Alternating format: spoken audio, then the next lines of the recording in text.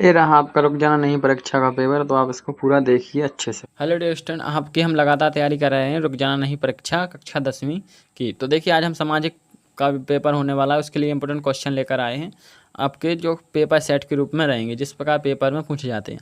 ये आपके हिंदी एवं इंग्लिश दोनों भाषा में रहेंगे। जैसे पहला है, छापा खाना प्रगति का सबसे ताकतवर औजार और उससे बन रही जमानत की आंधी से निरंकुश उड़ जाएगा, किसने कहा था? तो ये कहा था आपका लुई मरियसर।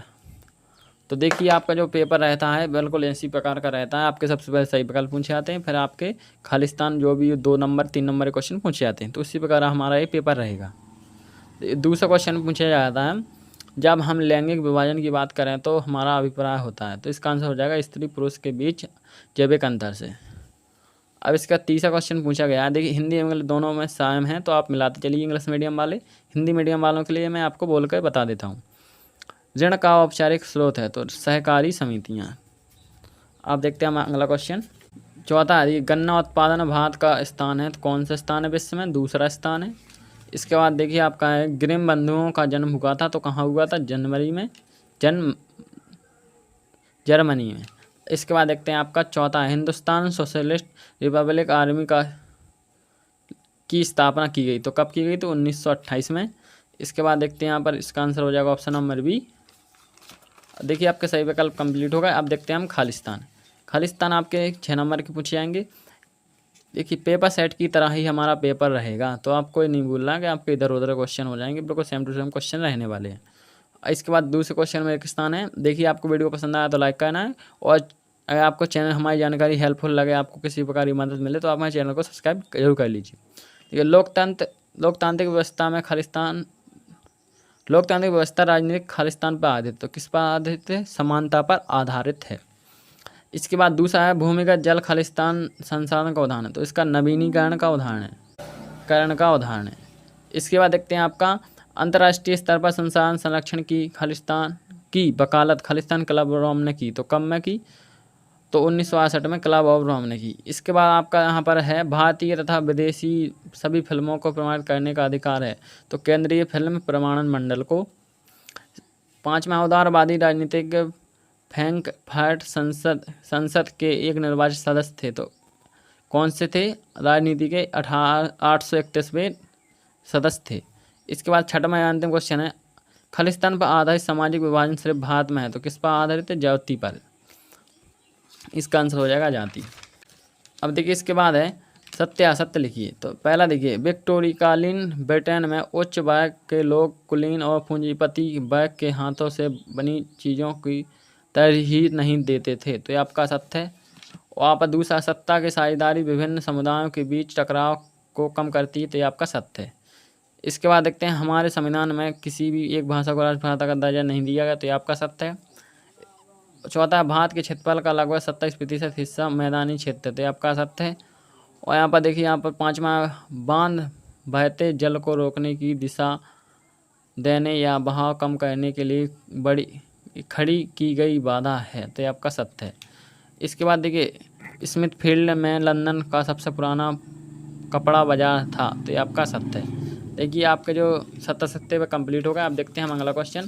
देखिए चौथे क्वेश्चन में पूछेंगे आपकी सही जोड़ियाँ में पहली है लेबर पार्टी, तो इसका हो जाएगा ब्रिटेन। रिपब्लिक पार्टी, तो इसका हो जाएगा आपका संयुक्त राष्ट्र अमेरिका। तीसरा, प्राथमिक क्षेत्र, तो इसमें हो जाएगा कृषि खनन डेयरी मत्स्य। और चौथा, तृतीयक क्षेत्र, तो इसका हो जाएगा आपका परिवहन भंडार संचार बैंकिंग। और इसके बाद आपका अगला है संयुक्त वन प्रबंधन, तो इसका हो जाएगा आपका उड़ीसा। और छठवां है इलेक्ट्रॉनिक राजधानी, तो भारत की इलेक्ट्रिक राजधानी बेंगलुरु।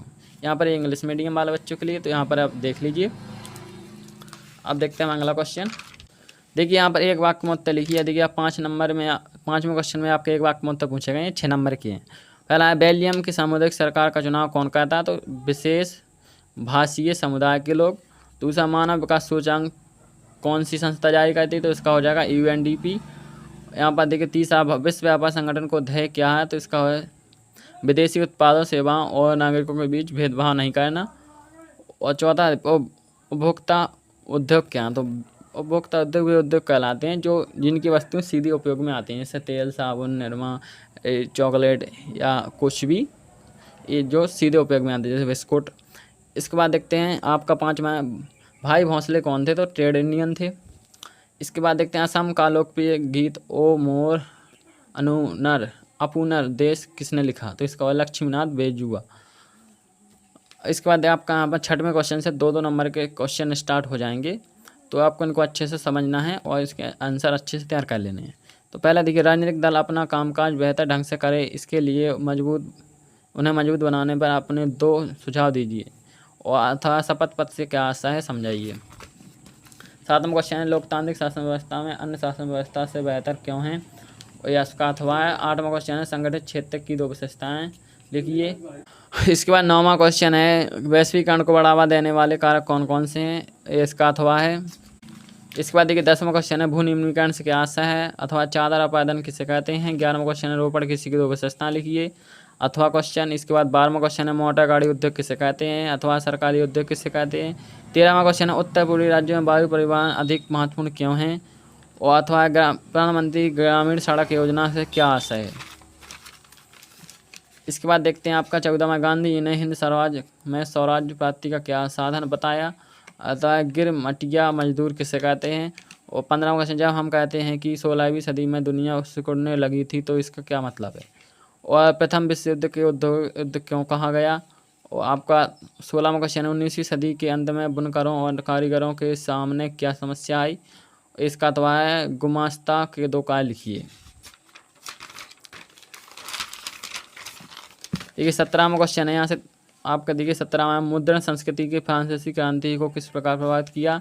इसका अथवा है। 18वां क्वेश्चन, संस्थात्मक शासन व्यवस्था और एकात्मक शासन व्यवस्था में अंतर स्पष्ट कीजिए। और देखिए यहाँ पर है, सत्ता के विकेंद्रीकरण के 3 लाभ लिखिए। और 19वां क्वेश्चन है, क्या कारण है कि कुछ बैंक कुछ कर्जदारों को कर्ज देने के लिए तैयार नहीं होते? और यहाँ पर है, हम आबाद में ऋण के औपचारिक स्रोतों को बढ़ाने की क्या ज़रूरत है? 18वां क्वेश्चन है, 20वां क्वेश्चन आ गया है। यहाँ से आपके 3-3 नंबर क्वेश्चन है, भारतीय वन्यजीव अधिनियम 1972 के प्रमुख प्रावधान अथवा जैव विविधता क्या है? इसका मानव जीवन के लिए क्या महत्वपूर्ण है? 21वां प्रश्न, यहाँ से देखिए आपके 4-4 नंबर क्वेश्चन स्टार्ट हो जाएंगे।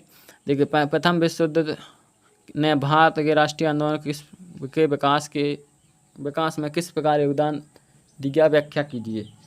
इसके बाद आपका अथवा है, सविनय अवज्ञा आंदोलन में महिलाओं की भागीदारी को उल्लेख कीजिए। 22वां क्वेश्चन है, भारत के पूर्वी तट पर स्थित समुद्री पत्तनों का वर्णन कीजिए। और अथवा भारत में रेल परिवहन के वितरण को प्रभावित करने वाले 4 कारण लिखिए। इसके बाद देखिए 23वां क्वेश्चन है, इसमें पूछा गया आपका मानचित्र, भारत के मानचित्र में निम्नलिखित को दर्शाइए। देखिए सतपुड़ा, इंदौर, नामरूप, तलचर। और इसके बाद अथवा आपका सरलदी, कटनी, कोरापुर और मारगांव और बिलासपुर। तो आपको देखिए मैंने मैप की एक अलग से क्लास वीडियो बनाकर इसी चैनल पर डाल रखा है, वहाँ जाकर आप मैप की क्लास कंप्लीट कर लेंगे तो आपको मैप आसानी से समझ में आ जाएगा।